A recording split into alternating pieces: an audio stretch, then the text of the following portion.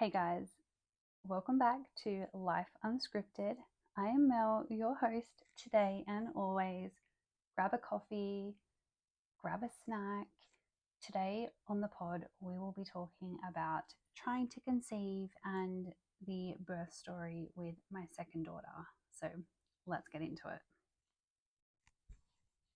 So, when my first daughter turned 1, we decided that we would like to conceive a second child. And it took us 3 months to conceive her. And we were naive and just assumed it was going to take, around that time. It takes the average person about a year to fall pregnant. There's like a 20% chance every cycle. So the odds are kind of against you when you think about it. But it just wasn't happening. And because I was very overweight, I was 145 kilos. No doctor, gynecologist, specialist would look at me because I was high risk. And I get why, like health wise, I was not healthy. Although, like, I was eating very healthy, I was a very healthy person. My weight was not healthy, which then, affects your organs and all those things. And having a baby, you need to be as healthy as possible to make sure that you are able to make sure your baby is as healthy as possible. So it was a lot. I tracked ovulation, I got blood tests, I got so many things, and I ended up being diagnosed with polycystic ovarian syndrome, which meant that I didn't ovulate. I had cysts all over my ovaries. I would go months without a period. So it was really hard, and every single month, when I started my cycle, it was devastating. And it got mentally really, really hard, especially when people are saying, no, sorry, we can't help you. And people around me were saying, be grateful that you've got one, the standard, well, you've got one, she's healthy, just be happy, maybe you're not going to have any more kids. And then I had my daughter asking for a sibling, and she was like, just, she understood like having a sibling, but she didn't understand like why other people were getting siblings and other mums were able to have babies, but we weren't. And she'd ask all the time. She made birthday wishes about having a sibling, and those were so hard, especially when she would come to me and talk about it. And there's only so much that you can say to a young child about it without saying too much, or without it being something they can't understand. So in 2014, I ended up getting a referral to get weight loss surgery because that was the one thing that was holding us back. I tried medication for my PCOS, polycystic ovarian syndrome. It wasn't working. I do suffer with IBS, and it kind of made those symptoms worse. And mentally, it was, really hard. So I was accepted to get weight loss surgery, which was absolutely incredible. And in February 2015, I got said weight loss surgery. I got the gastric sleeve. And I was 9 months postpartum, and we had been referred to a gynecologist previously, and they accepted me. And we had an appointment. We went in. I was like so anxious about this appointment, terrified they were going to say, sorry, we can't help. I think I had lost about 40 or 50 kilos at that point. And they said, yeah, we can definitely help. Like, we can see that you're not ovulating. They saw my bloods, all the scans and things that I'd had. I no longer had cysts on my ovaries, which was incredible. My cycle was back to once a month or every 28 to like 35 days, which was amazing. And she said, we're going to start you on a medication called Clomid, and it basically forces your body to ovulate. There is a high chance of having multiples because it is forcing your body to ovulate. You can ovulate like more than once and then end up with twins.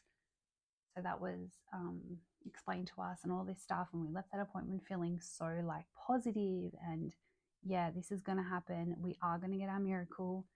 My daughter is going to get her sibling that she's been asking for so many years.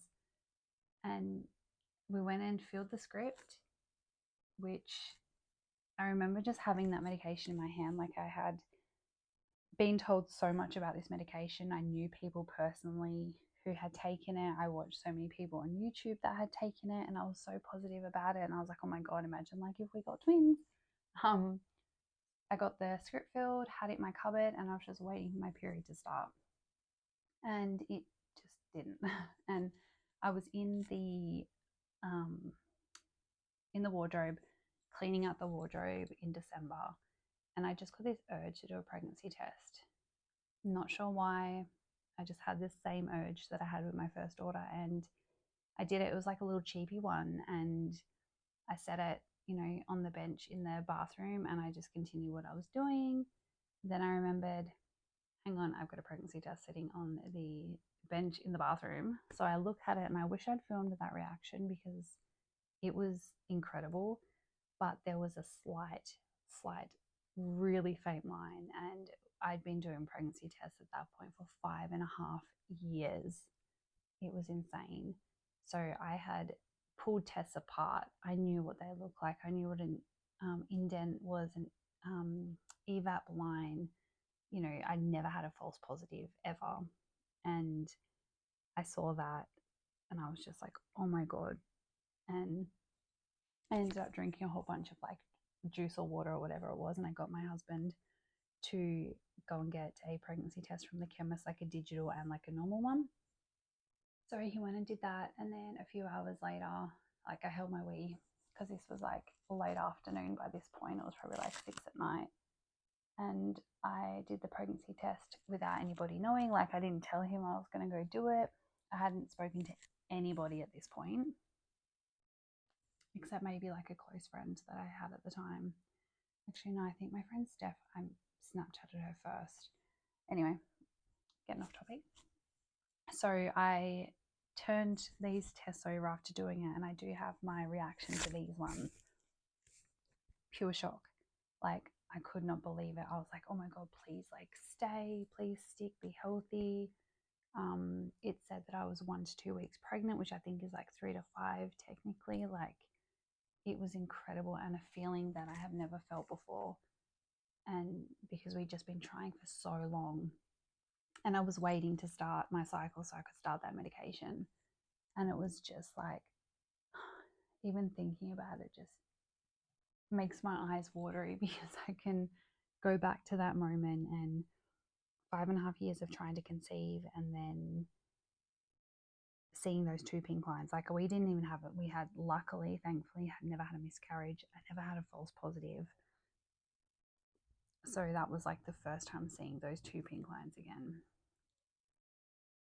And it was amazing. And the pregnancy was incredible. We found out we were having a girl.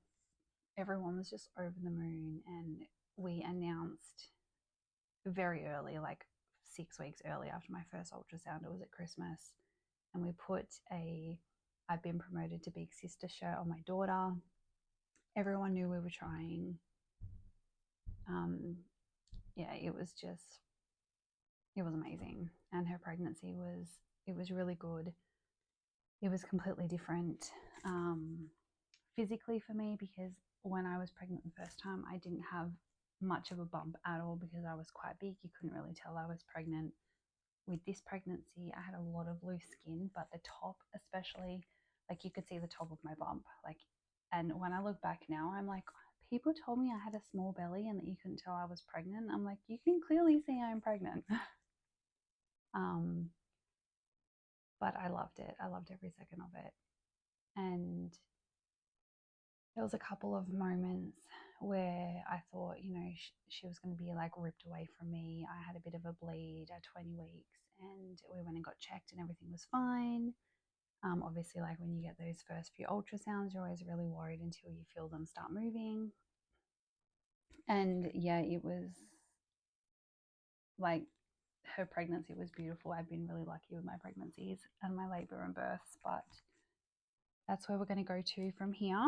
So our due date came and went, and she's actually turning 9 in a few days, which is absolutely crazy. I remember when she turned 5, and I was like, wow, that's how long we were trying to conceive her, and like, that's how old she was. But I got to 40 weeks. They did a stretch and sweep on my due day and nothing happened. So I think it was a couple of days later, I actually got a second one. And then I woke up on, it was a couple of days after that because she was born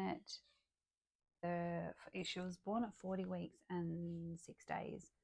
And I woke up at like 12:30 in the morning after having a bit of a rough day the day before, having contractions. I was induced with my first, so this was a first, and I went into it going, I'm getting the epidural. Like, that's all I wanted. My birth plan was the epidural.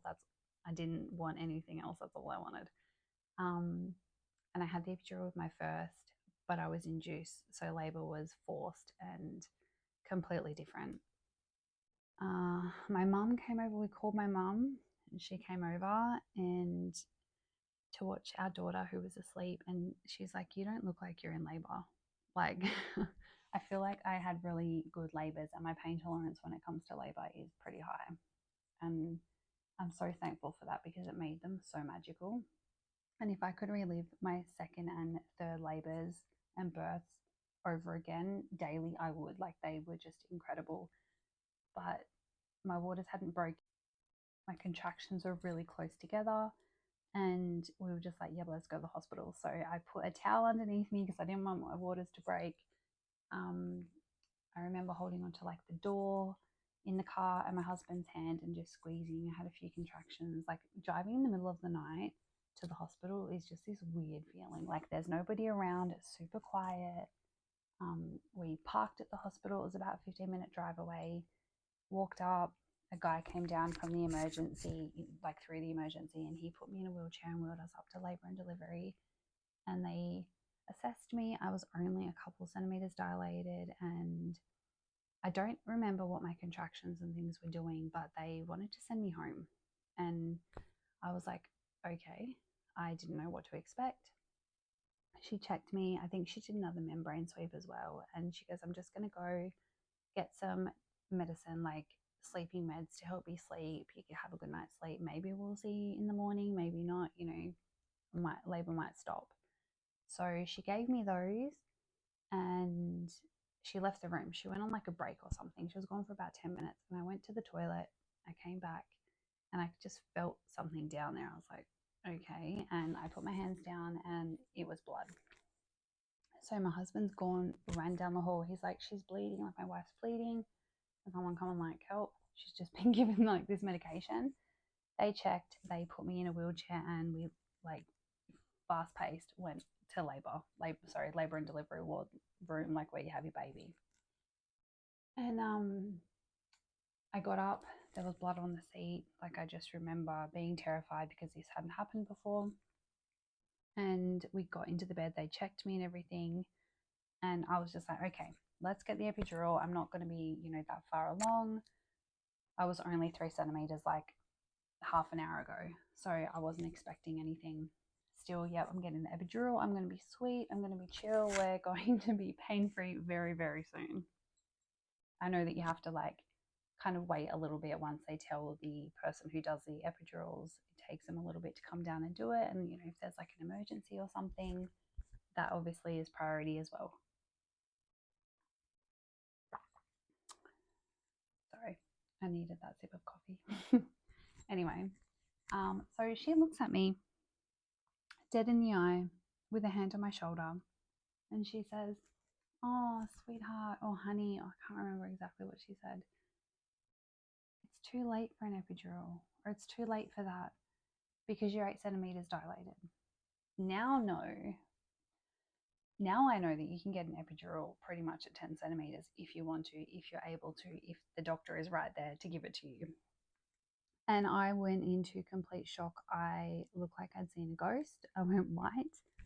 I'm like, no, you can't come back from that. Like, no, I'm not doing this without an epidural. Like, that was my birth plan. My whole birth plan was an epidural. And she's like, no, you can do it. My husband was really supportive. They were like, yes, you can do it. So I had gas. Little did I actually know that they turned the gas off and just gave me oxygen right as I was about to start pushing, which I am thankful for now. But at the time, I had no idea. And I just thought the gas was crap and not doing what it was supposed to do. I think it's a really good, I think it takes your mind off it. So, like, you're trying to focus on your breathing and stuff, and that helps a lot. I don't think it's really like the gas that helps, because I still felt everything. I still felt the contractions that put everything. So, they checked me again, not very long after, and I'm 10 centimeters. Let's start pushing. It was just the lights were really dim. I didn't have to have my legs in stirrups like I did with my first. I was just like kind of on my back, kind of sitting up a bit. And I'm not sure how long I pushed for, but I felt everything. And she was born at 5:22. I'm pretty sure it was 5:22 in the morning. And she weighed 3.655 kilos, which was only like 50 grams more than my first daughter, which was amazing and like perfect.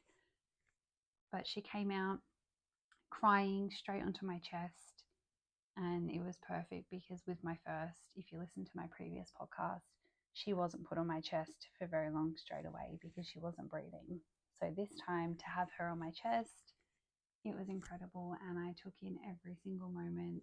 I had been waiting for that moment for so long, and yeah, it was amazing. And the nurse and the midwife were incredible. They were so lovely, and my husband at the time was really supportive. I couldn't have done it without them, and it was just beautiful. And we ended up, I think it was like cuddling for about an hour. I had her on me, and then I had stitches, and I had to get up and go and have a shower. Just, I got straight up, straight into the shower. It makes you feel so much better. Like, that first shower after you have a baby is amazing. And I did that, and then we got her dressed, which was amazing. I look back at the videos and I'm just like, oh, I wish I could just go back to that day and just hold her as a baby, like as a newborn, a fresh newborn again. And I think it was like 7:30 in the morning.